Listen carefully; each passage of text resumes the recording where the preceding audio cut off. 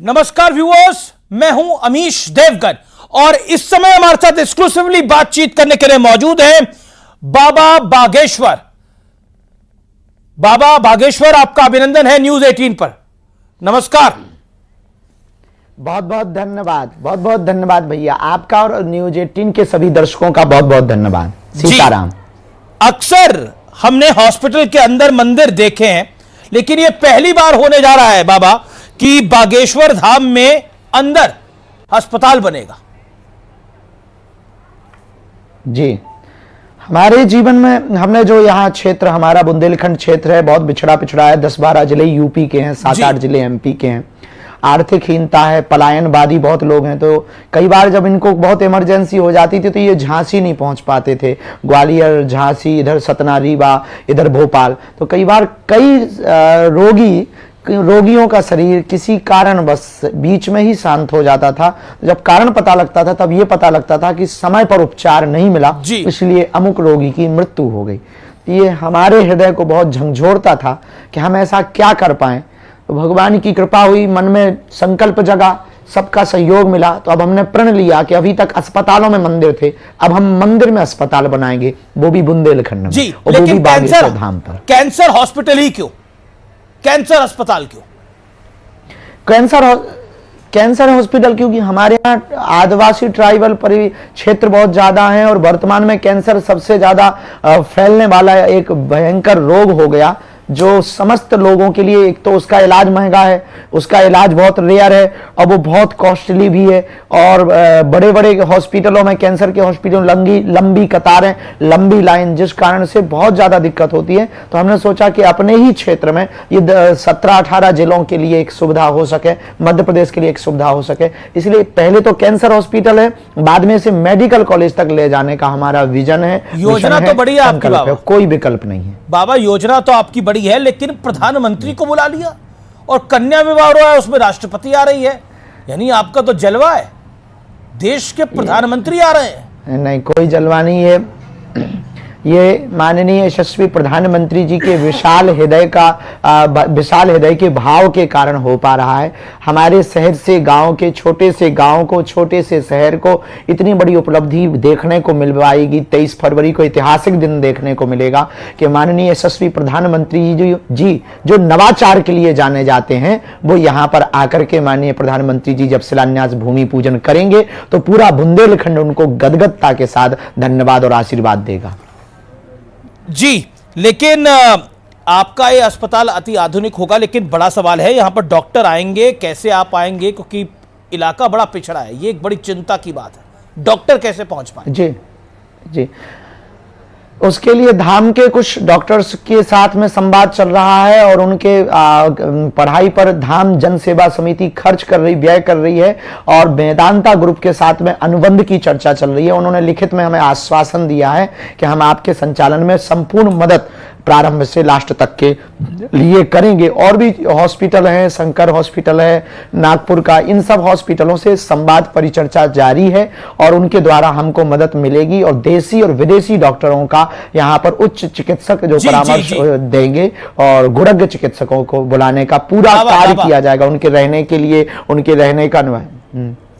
जी बाबा, मेरा अगला सवाल आपसे ये है कि ये अस्पताल आधुनिक होगा निश्चित तौर पर, यहाँ पर विदेश से भी डॉक्टर आएंगे, अच्छे डॉक्टर भी आएंगे, लेकिन बाबा रामदेव तो अंग्रेजी दवाओं और डॉक्टरों पर खूब सवाल उठाते हैं। आपका तो उनके साथ भी कनेक्शन जोरदार है, तो क्या कहना चाहते हैं आप? जी देखिए, कोई भी, सभी विधा अपनी अपनी जगह उचित है। भारत की प्राचीन विधा आर्योवेद है, इसमें किंचित मात्र भी संदेह नहीं है और भविष्य में उसका भी सहयोग लिया जाएगा। आर्योवेद विधा का भी बहुत सी विधाएं जो भारत की हैं, जिन रोगी ठीक हो सकें, किसी भी विधा का अनादर नहीं किया जाएगा। हमारी चाहे आयुर्वेदिक विधा हो, चाहे होम्योपैथी विधा हो, चाहे ये वाली विधा, हमारा उद्देश्य ये है कैसे भी करके रोगी ठीक हो। जी बाबा बागेश्वर, मेरा अगला सवाल आपसे है, ये थोड़ा हटकर है और आपसे जब हमारी बात हो रही है तो बहुत सारे मुद्दे इस समय देश में चल रहे हैं। अभी एक कंट्रोवर्सी हुई है रणवीर अलावादिया को लेकर और समय रैना को लेकर। इन दोनों पे आरोप है कि इन्होंने भारतीय संस्कृति को रौंद दिया है। मां बाप जिन्हें हम ईश्वर का पर्यायवाची मानते हैं, ईश्वर का रूप मानते हैं, जी, दर्जा उनको लेकर भद्दी और गंदी बात की गई है। क्या कहना चाहते हैं आप? जी, हमने उसमें अपनी प्रतिक्रिया पूर्ववत दी है और पुनः हमारा यही कहना है कि आप कुछ भी करो बहुत अच्छा है, पर जिंदगी में ऐसा कुछ मत बोलो हमारी सनातन संस्कृति, भारतीय संस्कृति, भारत के युवाओं का भविष्य गर्त में पहुंचे और दूषित हो गए।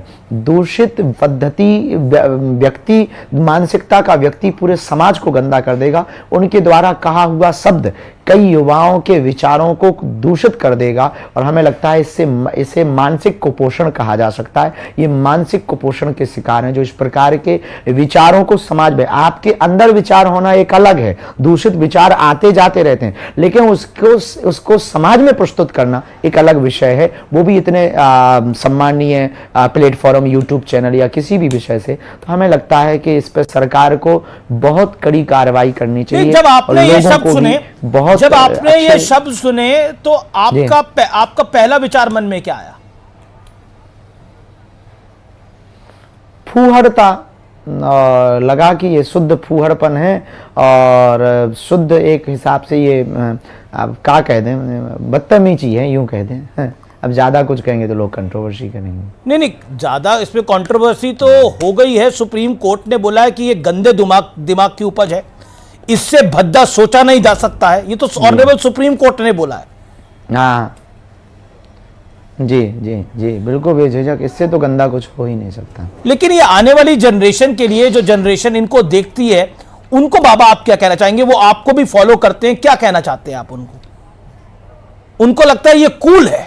आप देखो सबको नहीं, स्वतंत्रता के नाम पर अर्धनग्नता एवं दूषित और वासना की बातें प्रस्तुत करना या परोसना, इसे स्वतंत्रता नहीं कहा जा सकता। इसे कहा जा सकता है कि वासना का काम बनाना। इसे कहा जा सकता है कि आप यौन उत्पीड़न को बढ़ावा देना। आप खुलेपन के नाम पर भारतीय संस्कृति का शुद्ध मजाक बनाने की बात कर रहे हैं, अपनी सनातन संस्कृति को शुद्ध दूषित करने की बात कर रहे हैं। भारत जिसके लिए जाना जाता है, चरित्र के लिए जाना जाता है, उस चरित्र का आप हनन कर रहे हैं स्वतंत्रता के नाम पर। जी, लेकिन कुछ लोग कहते हैं कि इनको माफ कर देना चाहिए, इनकी पहली गलती है। आप इस पक्ष में हैं बाबा? हम बिल्कुल भी इस पक्ष में नहीं है। माफ, क्योंकि गलती जो सहज हो वो माफ की जा सकती है। ये वो गलती है कि बहुत विचित्र गलती है, हमें तो नहीं लगता कि ये माफी योग्य गलती है। फिर जो कोर्ट निर्णय ले, समाज निर्णय ले, हम समाज नहीं है, पर हमारी मति अनुसार ये माफ के योग्य नहीं। लालू यादव कह रहे हैं कि फालतू है महाकुंभ। क्या महाकुंभ जैसी चीज फालतू हो सकती है जिसमें करोड़ों श्रद्धालु जा रहे हैं? नेताओं के बयान पर हमें टिप्पणी तो नहीं करनी चाहिए, पर हम एक बात स्पष्ट कर देना चाहते हैं कि अगर महाकुंभ फालतू है तो हज यात्रा भी फालतू है, चर्च में जाना भी फालतू है, चादर चढ़ाना भी फिर फालतू है, फिर तो कैंडल जलाना भी फालतू है, फिर तो जो है बुद्धिज्म को मानना भी फालतू है। इस देश में फिर तो माता पिता को माँ बाप कहना भी फालतू है। वो हमारी आस्था का प्रतीक है, जहां करोड़ों लोग जा रहे हैं वो फालतू नहीं है। अपनी अपनी संस्कृति को मानने का, जानने का, प्रचार करने का, प्रसार करने का अधिकार संविधान में। इस प्रकार के बयानों से सबको बचना चाहिए और एक सनातन पर ही टारगेट नहीं करना चाहिए। जी, लेकिन ऐसा क्या हो गया है? क्योंकि कहा जाता है कि जातियों में बटा हुआ समाज है और जाति है, हिंदुओं में बहुत जाति है। आपने तो एक बड़ी यात्रा भी निकाली जो बहुत सफल भी हुई, लेकिन हिंदुओं में जातियों में बटा हुआ समाज है, लेकिन महाकुंभ में ये जाति नहीं दिखने को मिल रही। कोई वहां पर सैनी, शाक्य, मौर्य, दलित, महादलित, पिछड़ा, अति पिछड़ा नहीं दिख रहा, ब्राह्मण, ठाकुर नहीं दिख रहा, वहां पर सब एक दिख रहे हैं। दिक्कत यह है कि आपको लगता है, या फिर आपको लगता है कि ये भारतीय जनता पार्टी हमें लगता है इसको एजेंडा बना लगता है? नहीं, हमको लगता है कि महाकुंभ ने भारत को प्रेजेंट किया और भारत ने सनातन को प्रेजेंट किया। वहां पर कास्टिज्म नहीं था, राष्ट्रिज्म था। राष्ट्रिज्म होने के कारण भारत में एक अनूठी परंपरा महाकुंभ से प्रारंभ हुई है कि देश एकता की तरफ बढ़ चढ़ा। क्या अंगड़ा और क्या पिछड़ा एक जगह डुबकी लगा रहे, क्या आचार्य और क्या शंकराचार्य एक जगह डुबकी लगा रहे थे, क्या अमीर और क्या गरीब एक जगह डुबकी लगा। प्रोटोकॉल अलग अलग हो सकते हैं, जाने के रास्ते में वीआईपी मूवमेंट हो सकते हैं, पर गंगा के लिए तो दोनों एक थे। ना अमीर उनके लिए था कोई, ना कोई गरीब था। सब हिंदू थे, सब हिंदुस्तानी थे, सब भारतीय थे और पूरे विश्व के लोग थे, सब मानव थे और मानव सभ्यता के साथ त्रिवेणी ने स्वीकार किया। तो बहुत अनूठा मैसेज पूरी दुनिया में गया। लेकिन लेकिन लेकिन मेरा मेरा मेरा मेरा फिर सीधा सवाल है, महाकुंभ और सनातन को टारगेट क्यों किया जाता है? पहले बोला गया कि सनातन एचआईवी एड्स है, फिर कहा गया कि महाकुंभ फालतू है, फिर कहा गया कि महाकुंभ मृत्यु कुंभ है। सनातन ही टारगेट क्यों? आपको क्या लगता है?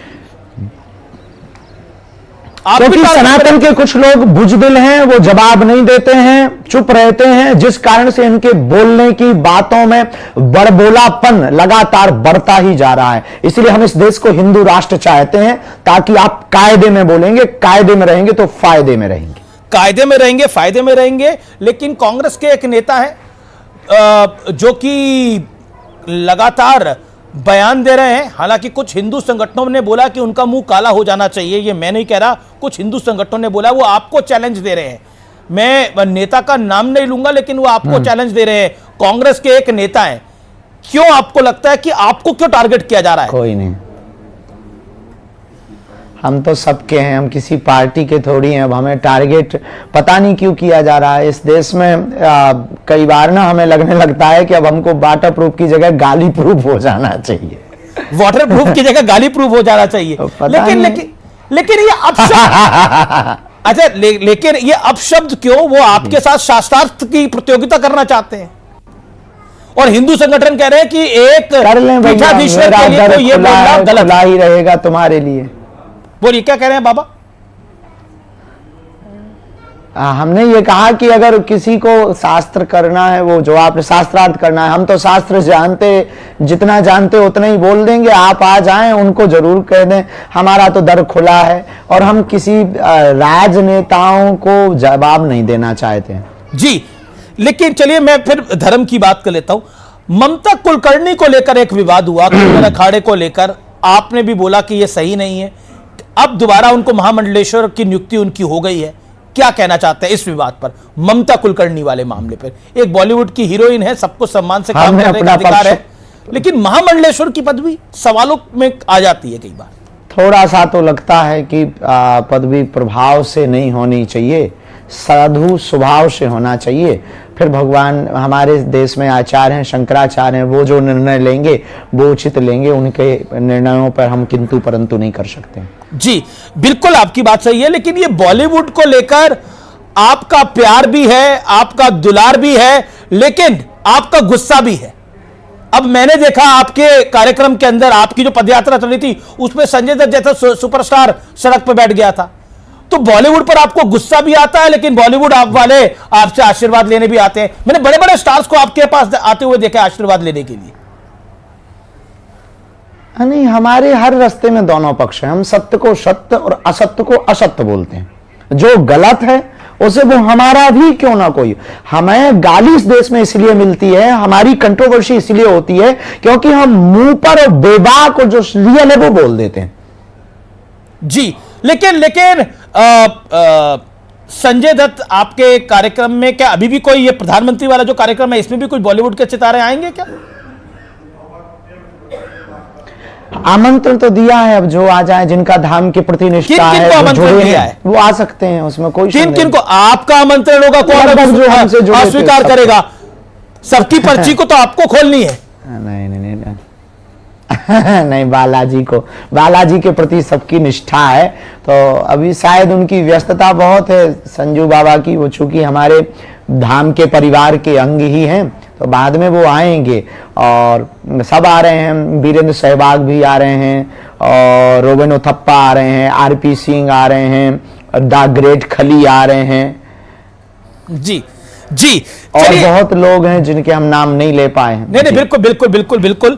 एक सवाल, एक कंट्रोवर्सी, जब महाकुंभ में हादसा हुआ, दर्दनाक हादसा हुआ, आपने एक बयान दिया कि मोक्ष मिल गया है, उसको लेके कंट्रोवर्सी हो गई और कहा गया कि ये बयान बाबा बागेश्वर को नहीं देना चाहिए था। क्या कहना चाहते हैं आप? आपसे भी त्रुटि हुई थी तब? सफाई देने के पहले खेद व्यक्त करते हैं। दूसरी बात, हमारा मंतव्य बिल्कुल भी ऐसा नहीं था। अब उस वक्त सिचुएशन ऐसी थी कि घटना हो चुकी थी, सामने ही पूरा भयावह स्थिति थी, मंजर विचित्र था, छोटे छोटे बच्चे रो रहे थे, हमारे अंदर भी फीलिंग है। हम और वो पूरा कार्यक्रम श्रद्धांजलि समारोह था। अब ये तो हम कह नहीं सकते कि ठीक मर गए, क्या कहते, तो कुछ ना कुछ डांडस तो बंधाना पड़ेगा ना परिवार को, पर हमारी बात को दूसरे भाव में ले लिया, भाव का अर्थ अनर्थ कर दिया है लोगों ने, भाव का अनर्थ कर दिया। मेरा अगला सवाल है, प्रेमानंद जी महाराज के आप बहुत समर्थक हैं और इस देश में उन्हें बहुत लोग फॉलो करते हैं और अब उनकी यात्रा दोबारा शुरू हो गई है, हम क्या सभी संतों के समर्थक हैं। जी बिल्कुल बिल्कुल, और उनकी यात्रा दोबारा शुरू हो गई है जिसपे काफी विरोध हुआ था, क्या कहना चाहते हैं आप? बहुत अच्छा हुआ है। आपने कहा था कि जिनको को बहुत धन्यवाद, जिनको ब्रज में राधे राधे कहने से दिक्कत है वो यहां से निकल जाएं, वो दिल्ली मुंबई जाएं। आपको लगता है दिल्ली मुंबई वाले राधे राधे नहीं करते क्या? सब जगह के राधे राधे करते हैं, ऐसा नहीं है। भक्त भगवत भक्त तो सब जगह होते हैं। हमने ये कहा था कि वो जो कॉलोनी वाले जो विरोध कर रहे हैं, जो रिहायशी इलाके वाले और जिनको बहुत पीड़ा हो रही है, तो उनको दूसरी जगह चला जाना चाहिए और ब्रज में तो राधे ही राधे होगा, क्योंकि सब ब्रजवासी श्री ठाकुरानी जी के शरणागत ही है ना, और ब्रजवासी तो सब ठाकुरानी जी के ही है ना, तो इस कारण से हमने वो वक्तव्य को बोला था। जी, मेरे आखिरी दो सवाल हैं। लोकसभा चुनाव में भारतीय जनता पार्टी की मन मुताबिक सीटें नहीं आई थी, 240 आई थी, बीजेपी पीछे रह गई थी और ऐसा लग रहा था कि अब पीछे की तरफ जाएगी, लेकिन प्रधानमंत्री ने नारा दिया एक है तो सेफ है, योगी आदित्यनाथ ने नारा दिया बटोंगे तो कटोंगे, और बटोंगे तो कटोंगे पे आपने बोला इसमें गलत बात क्या है? क्या आपको लगता है कि इसी वजह से हरियाणा, महाराष्ट्र और दिल्ली में प्रचंड जीत हुई है? ये जो हिंदू डिवाइड नहीं हुआ, आप क्या कहना चाहते हैं इस विषय पर? आप भी कहते हैं हिंदू डिवाइड नहीं होना चाहिए, पर हम राजनीति के लिए नहीं कह सकते। क्या सबको अपना अपना अधिकार है वोट देने का, वो अपने हिसाब से वोट दें।